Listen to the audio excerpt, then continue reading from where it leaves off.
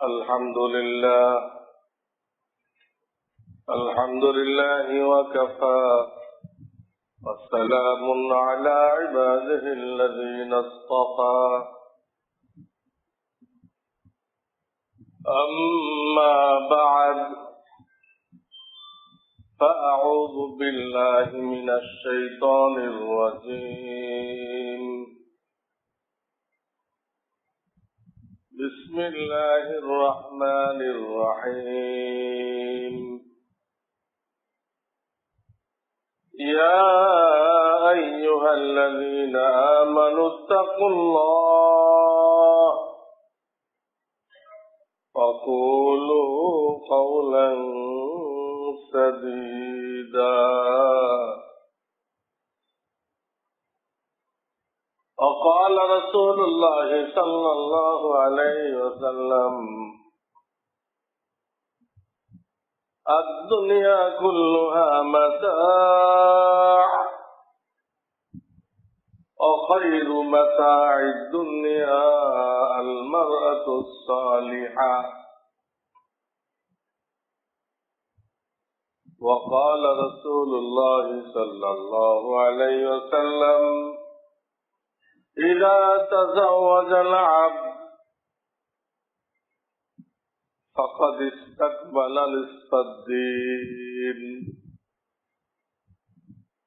فليتق الله في النصف الباقي أو كما قال رسول الله صلى الله عليه وسلم बुजुर्गान मोहतरम শাওয়াল মাস চলতেছে।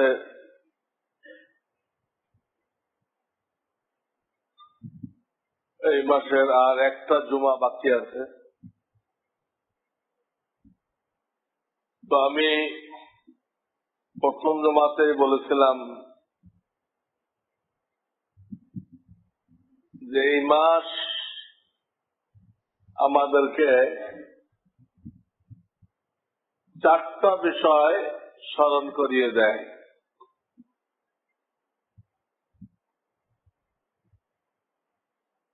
সেই বিষয়গুলো ছিল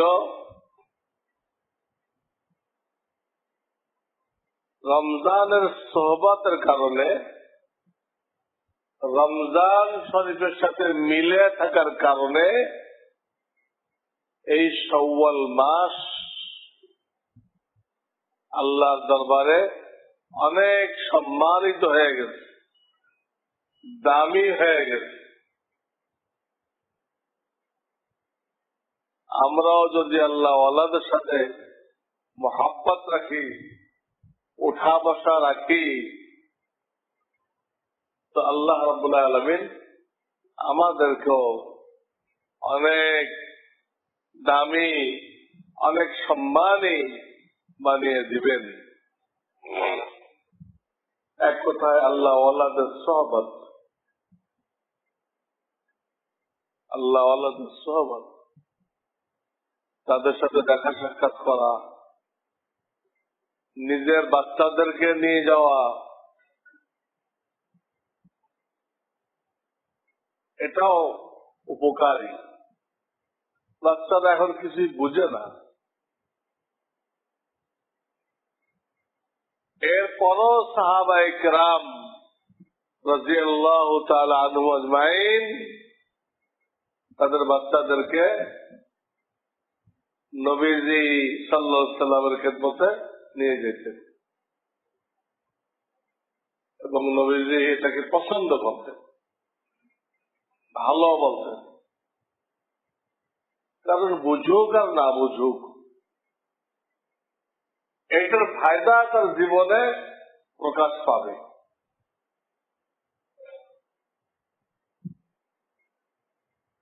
একদিন তার জীবনে অনেক পরিবর্তন দেখা যাবে। আবার যদি অসৎ সঙ্গ হয়ে থাকে, ওটারও প্রভাব পড়বে। এই জন্য বাচ্চাদেরকে অনেক হেফাজত করতে হয়। কোন নাস্তিক মুরতাদদের সোহবতে পাঠানো ঠিক না। আজকে ওইটাই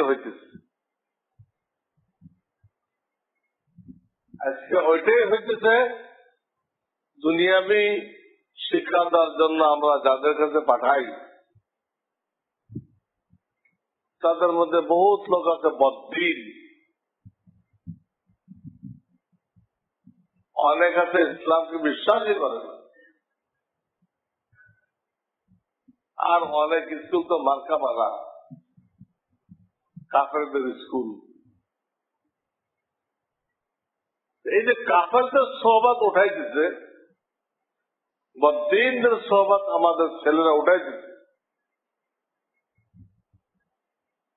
এই ছেলেটা থেকে আপনি কি আশা করবেন?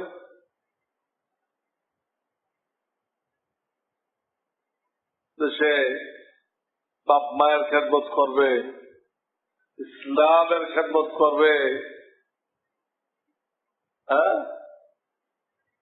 জাতির খেদমত করবে, এগুলো কিছুই আশা করা যায় না।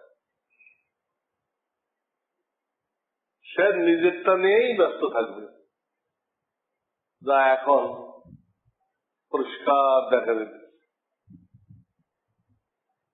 এক একজন এত দরদ দেখায় জনগণের জন্য, আর যখন পাওয়ারে যায় তখন জনগণকে চিনেও না। জনগণ আর দরকার চাই না।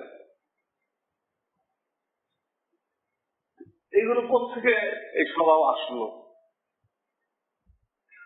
ছোটকালে কোরআন শিখতে পারে নাই, আল্লাহ ওয়ালাদের সোহবত পায়নি, না কোরআন শিখতে পারে না আল্লাহ ওয়ালাদের সোহবত পাইছে। এরা নাস্তিক মুরতাদ বদ্দিন, এদের সোহবতে বড় হয়েছে। আবার যখন নাকি চোখ কান ফুটছে, বিদেশে গেছে বড় ডিগ্রি আনতে, সেখানে আরো বড় বড় নাস্তিক, আরো বড় বড় ইসলামের দুশ্মন। তো পুরো জীবন তো এইভাবে গেল। এই একটা জিনিস সওয়ালের শিক্ষা, অসৎ সঙ্গ ত্যাগ করা, আল্লাহ ওয়ালাদের সোহবত অবলম্বন করা। 2 নম্বর আমি বলেছিলাম যে শাওয়াল মাসের ভিতরে একটানা হোক বা কিছু গ্যাপ দিয়ে হোক 6টা নফল রোজা রাখা,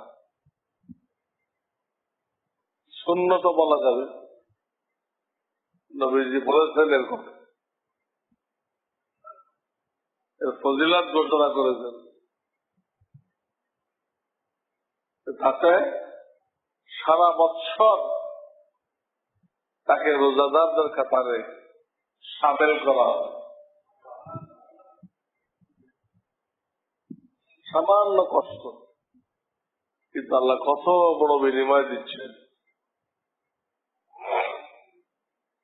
এটা তো মাশাআল্লাহ আমাদের দেশের লোকদের এটা অনেকটা অভ্যাসে পরিণত হয়ে গেছে। তারা এই রোজা রাখে, এই রোজা তারা রাখে।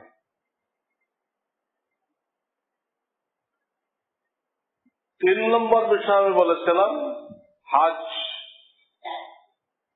হজের প্রস্তুতি। শাওয়াল আর জিলকাদ এই দুটাকে আল্লাহ রাখছেন হজের প্রস্তুতি। আর যাদের হজের তৌফিক হইতেছে না তাদের জন্য ঈদুল আজহা এবং কুরবানি, এই দুটার প্রস্তুতি। ঈদুল আজহা এবং কোরবান, এটা হজে যারা যাইতেছে না তারা এই দুটার মাসায়েল ভালো করে শিখবে। হাজিদের জন্য ঈদ পড়তে বলা হয় নাই, এবং যদি সে মুসাফির থাকে তো প্রত্যেক বছর যে কুরবানি করত ওটা তার উপরে ওয়াজিব থাকে না, ওই কুরবানি ওয়াজিব থাকে না। তবে হজ্জে তামাত্তু বা হজ্জে কিরান করলে ওই হজের কারণে একটা কুরবানি তার উপরে ওয়াজিব হয়ে যায়। প্রত্যেক বছর যেটা করত ওই ব্যক্তি মুসাফির হইলে ওটা থাকে না, কিন্তু মুকিম যদি হয় একসাথে তার ওইখানে 15 দিন বা তার বেশি থাকা পড়তেছে, কোন হাদিস অনেকের হবে, তাদের ওই স্বাভাবিক কোরবানিও বহাল থাকবে, আবার হজ্জে তামাত্তু বা কিরানের কারণে আর একটা কোরবানি আসবে। হজেরটা তো ওইখানে করা জরুরি হারামের এরিয়ার মধ্যে, আর স্বাভাবিক কোরবানিটা তার ইচ্ছা, মক্কা শরীফও করতে পারে, দেশেও করতে পারে। তো হাজী সাহেবদের জন্য ঈদের নামাজ আল্লাহ রাখেন নাই। কেউ কোনো কারণে ওই সময় যদি বাইতুল্লাহ যায় আর ঈদের নামাজ হয় তো সে পড়ে নেবে, তাকে নিষেধ করা হয় নাই।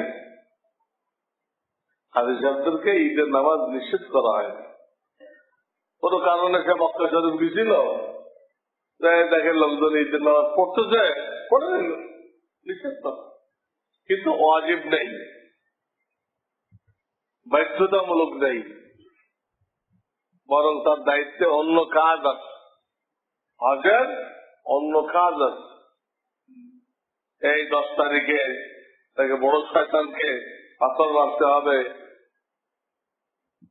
তারপরে ফরজ তওয়াফ করে আসতে হবে, বাইতুল্লাহ যে ফরজ তওয়াফ, সাই অগ্রিম না করে থাকলে, সাই অগ্রিম করা যায়, না করে থাকলে তাওয়াফের পরে সাই করে আসতে হবে। 3 নম্বর কুরবানি করতে হবে। কুরবানি ছোট জানোয়ার হলে একজনের জন্য একটা, বড় জানোয়ার যদি হয় গরু, মহিষ, উট, তখন তো একটা জানোয়ারের মধ্যে 7 জন হাজী সাহেব শরীক হইতে পারবে। 4 নম্বর মাথা মুন্ডাই দিতে হবে, মহিলাদের চুলের আগা কাটতে হবে হালাল হওয়ার জন্য। এতগুলো কাজ, বড় শয়তানকে মারা, তওয়াফ সাই করা, কুরবানি করা, মাথা মুন্ডানো, অনেক কাজ, আর সব জায়গায় ভিড়, সব জায়গায় ভিড়। তো এই জন্য আল্লাহ রাব্বুল আলামিন হজের এই কাজের কারণে তাদেরকে ঈদের নামাজের জিম্মা থেকে মুক্ত করে দিয়েছে, ঈদ পড়ার দরকার নেই। তো এই ব্যাপারে কিছু মাসলা ইনশাআল্লাহ বলা হবে সামনের জুমাতে হজের ব্যাপারে। আর আগামীকাল শনিবার থেকে 6 দিন, আগামী বৃহস্পতিবার পর্যন্ত আসর থেকে মাগরিব আমাদের যে নতুন মাদ্রাসা, ওইখানে ব্ল্যাকবোর্ডের মাধ্যমে হজের প্রশিক্ষণ দেওয়া হবে। সব বছর আল্লাহর মেহরবানি আমি প্রশিক্ষণ দিয়ে থাকি, এবারও আগামীকাল থেকে শুরু হয়েছে। মেহরবানি করে আমরা দাওয়াতটা পৌঁছাই দিই। আসর থেকে মাগরিব, ওটার নাম হলো ঠিকানা বসিলা রোড, নতুন যে বিশাল কবরস্থান হয়েছে ওরই পশ্চিম পাশে বসিলা রোড, স্বপ্নধারা হাউজিং আর জামিয়াতুল আবরার মাদ্রাসা। এই মাদ্রাসার মসজিদে প্রশিক্ষণ দেওয়া হবে ইনশাআল্লাহ। কিছু জরুরি মাসাইল ইনশাআল্লাহ সামনের জুমা আলোচনা হবে, আর বিস্তারিত আলোচনা ব্ল্যাকবোর্ডের মাধ্যমে এই 6 দিনে করা হবে। প্রতিদিন 1 ঘন্টা করে হাতে কলমে দেখাই দেওয়া হবে। তো আমরা এই দাওয়াতটা পৌঁছাই দিই। 3 নম্বর কাজ। 4 নম্বর কাজ হলো বিবাহ শাদী। এই মাসে বিবাহ করাকে আমাদের প্রিয় নবীজি সাল্লাল্লাহু আলাইহি ওয়াসাল্লাম সর্বোত্তম বলেছেন। 12 মাসের 12 মাসে বিবাহ জায়েজ। 12 মাসে 12 মাসে। অনেকে বলে মুহররম মাসে বিয়ে করা ঠিক না, কেন? এই যে ইমাম হুসাইন শহীদ হয়ে গেছে, এটা মন গড়া কথা, শরীয়তে নেই এরকম। অনেকে বলে সফর মাসে বিয়ে করা ঠিক না, কারণ এই মাসের ভিতরে আল্লাহ কত খায়ের বরকত রাখেন নাই, খায়ের বরকত রাখেন নাই। এটা বরকতবিহীন মাস।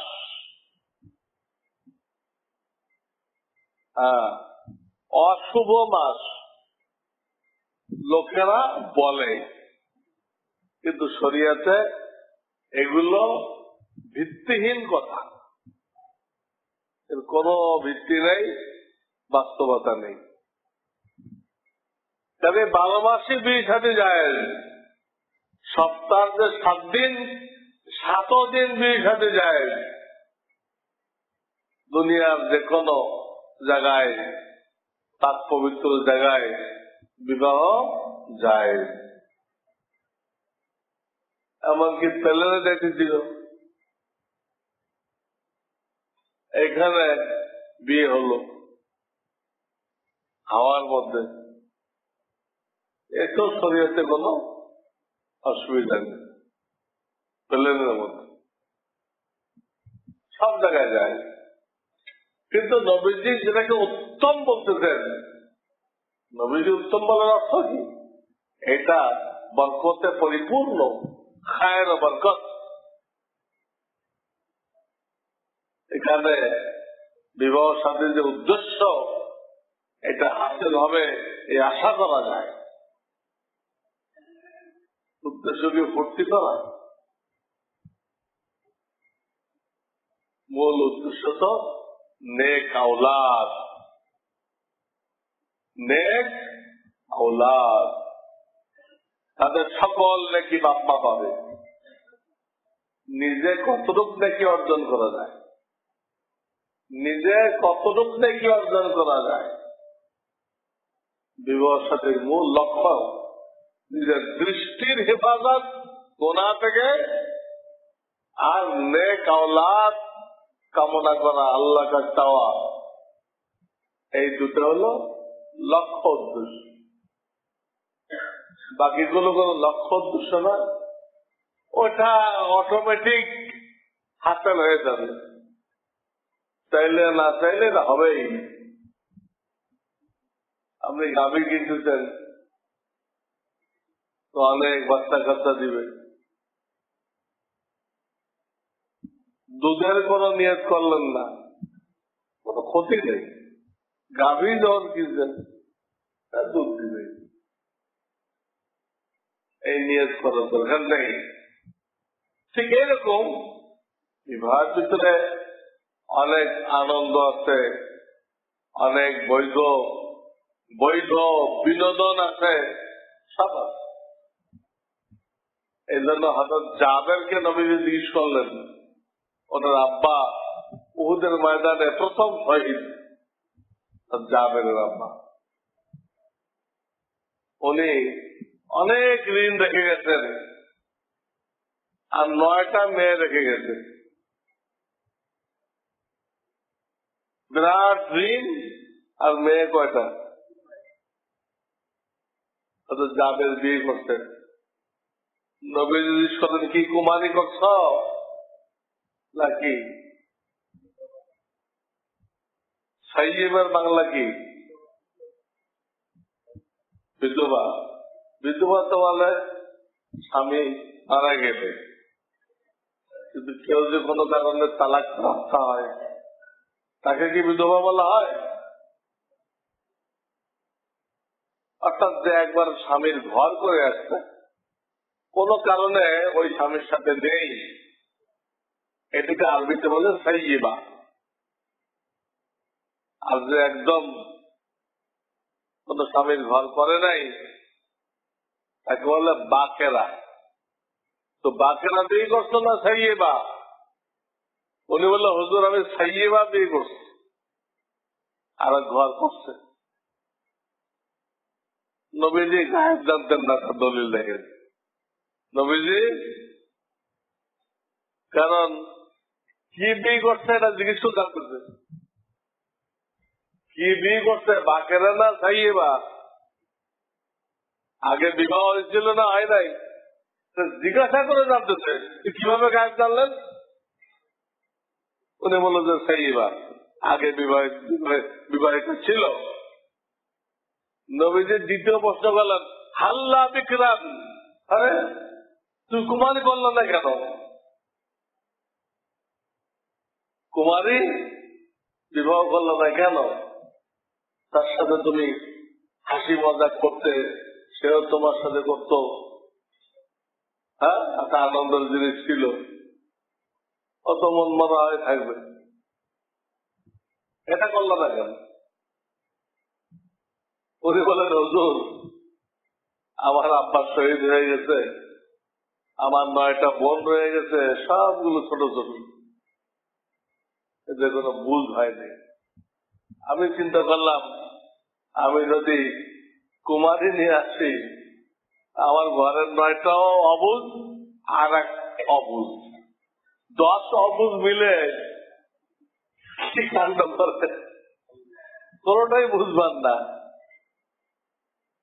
আমি চিন্তা করলাম, আগে বিবাহ হয়েছে, এইরকম যদি একটা আনি, তার কিছু না কিছু তো অভিজ্ঞতা আছে, সে অন্তত আমার 9টা বোনের জন্য মায়ের ভূমিকা পালন করতে পারবে। ওই সাইডটা লক্ষ্য করে আমি কুমারী আনি নাই, আমার বোনগুলোর দিক খেয়াল করে ওদের কিছু শিক্ষা দীক্ষা দেওয়া, ওদেরকে লালন পালন করা। মাও নেই, তো এটা নবীজি পছন্দ করা, তাহলে তুমি এদিক খেয়াল করে যখন করতো, এটা ঠিক আছে।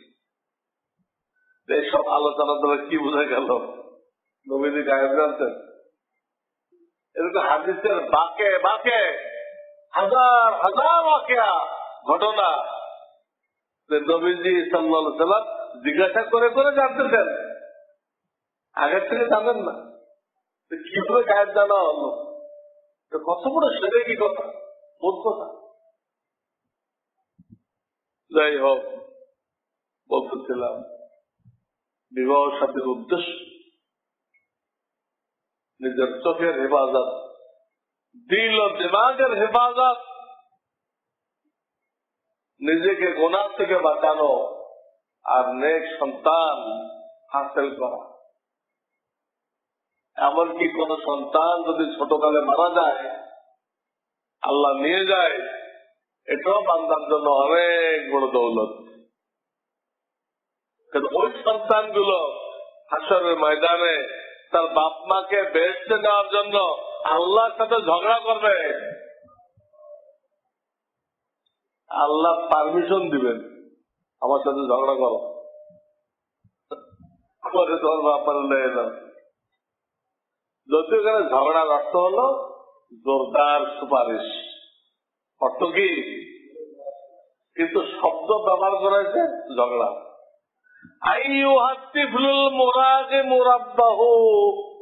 হে পরওয়ারদিগার সাথে ঝগড়া করনেওয়ালা শিশু, আদখিল আবাওয়াইকা আল জান্নাহ, যাও ঝগড়া করার দরকার নেই, তোমার বাপ মা দুজনে জান্নাতে লয়ে যাও।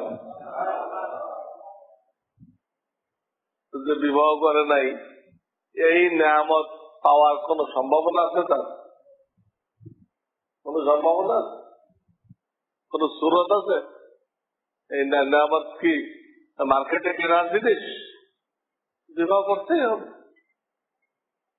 বড় হয়ে আলেম হলো, দিনের খাদেম হলো, বা আল্লাহ রাস্তায় শহীদ হয়ে গেল, তা বাপের জন্য বহুত বড় দৌলত। এই বিবাহ সাথী সম্পর্কে নবীজি সাল্লাল্লাহু আলাইহি ওয়াসাল্লাম এই মাসকে উত্তম বলেছেন। সব মাসে জায়েজ, সব মাসে জায়েজ, কিন্তু এই মাসে উত্তম।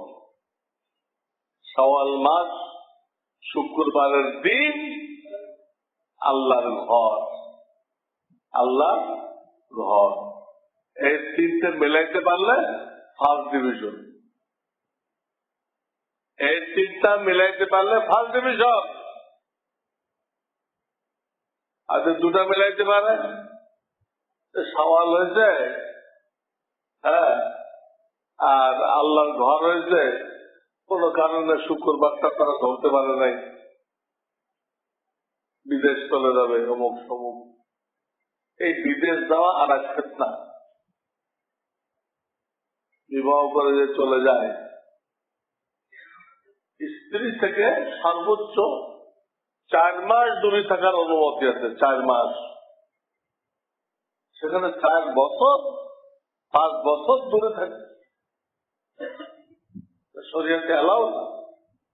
এতে কত যে দুর্ঘটনা ঘটতেছে সবাই জানেন। আপনার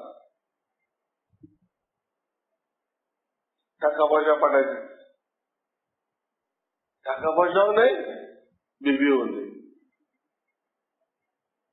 থাকলেও বডি আছে, কল্প নেই। থাকেও তো বিবির কি আছে? বডি আছে, কল্প আর একখান। আকলমানদের জন্য ইশারা যথেষ্ট, ইশারা যথেষ্ট। এগুলো ভালো না। শরীয়তের বাইরে যে আপনি শান্তির জিন্দেগি হাসিল করবেন, কখনো সম্ভব না। চিন্তা করা হচ্ছে। তো দুটা যদি মিলাইতে পারে তো সেকেন্ড ডিভিশন, আর যদি একটা মিলাইতে পারে, শাওয়ালও নেই, জুমাও নেই, তো কোথায় হয়েছে? মসজিদে। এও তো একটা ডিভিশন হলো, থার্ড ডিভিশন হলো। কিন্তু যে বিবাহতে কোনটাই নেই, শাওয়ালও নেই, শুক্রবারও নেই, আল্লাহর ঘরও নেই, সে আর কি বরকত পাবে? বরকত পাবে। আল্লাহর ঘরে করলে কোনো বেহুদা খরচ নেই, কোনো বেহুদা খরচ নেই। না বিছানা দেওয়া লাগবে না, এখানে কোনো ফ্যানের ব্যবস্থা করতে হবে না, এখানে লাইটিং লাগবে না, কিছুই লাগবে না। শরীয়তের দৃষ্টিভঙ্গি, পয়সাকে হেফাজত করো, উড়াইও না। উড়ানো বোঝেন না, ফালতু জায়গায় ব্যয় করো, পয়সা করে হেফাজত করো। আল্লাহ তোমাকে কোটিপতি বানাইতে বলে উড়াইও না। জরুরি জরুরি খাত থেকে খরচ করো। শরীয়তের দৃষ্টিভঙ্গি। মসজিদে করলে এগুলো হয় না, অপব্যয় অপচয় হয় না। আর যখনই কোন সেন্টারে যাবেন বহু অপব্যয় অপচয় হয়ে যাবে। নবীজি যে বলেছিলেন ইন্না জামান নিকাহি বারাকাতান আইসারুহু মাউনা, যে বিবাহে খরচ কম হয় ওই বিবাহ বেশি বরকতময়। অধিকাংশ মানুষ, অধিকাংশ পয়সাওয়ালারা পয়সা হয়েছে বলে তারা এই হাদিস থেকে মাহরুম। আল্লাহ পয়সা দিচ্ছে দেখি আল্লাহ কোন অপরাধ করছে? আউযুবিল্লাহ। শুধু পয়সা দিতে বলে সে বেহুদা খরচ করছে। পান চিনি, ডাল চিনি, কত রকম চিনি, কত রকম চিনি। চিনি করতে করতে তো কয়েক দফা যায়, আর পর্দা তো মাফ হয়ে যায়। নাউযুবিল্লাহ। পয়সা হয়েছে বলে গুনাহ করা বাধ্যতামূলক। আপনি মুরব্বী, আপনারা বসেছি, আপনি চুপ থাকেন, এই ব্যাপারে আপনি কথা বলেন না। আপনার মাল উড়াইতেছে, আপনার কথা বলার অধিকার নেই। আপনার মাল তারা উড়াইতেছে, বেহুদা খরচ করতেছে, আপনার কথা বলার অধিকার নেই। ছেলে ছেলেকে যে দিন শিখানো হয় নাই তার পরিণতি এই মানব হয়। তো ইনশাআল্লাহ আরো কিছু কথা পরে বলে দেওয়া হবে। আজকে যেহেতু আমাদের মসজিদে একটা বিবাহ আছে, এখানেও দু চার কথা বলে দেওয়া হবে। হ্যাঁ, দুটা বিবাহ হবে ইনশাআল্লাহ। এই জন্য আমি আর লম্বা করতে চাচ্ছি না। তো এখন আমরা সুন্নত পড়ে নেই। আখিরু দাওয়ানা আনিল হামদুলিল্লাহি রাব্বিল আলামিন। হজের পয়েন্টটা লাইভ হবে, পডকাস্ট বলে দাও তো। হজের পয়েন্টটা লাইভ হবে, মাইকে বলে দেন।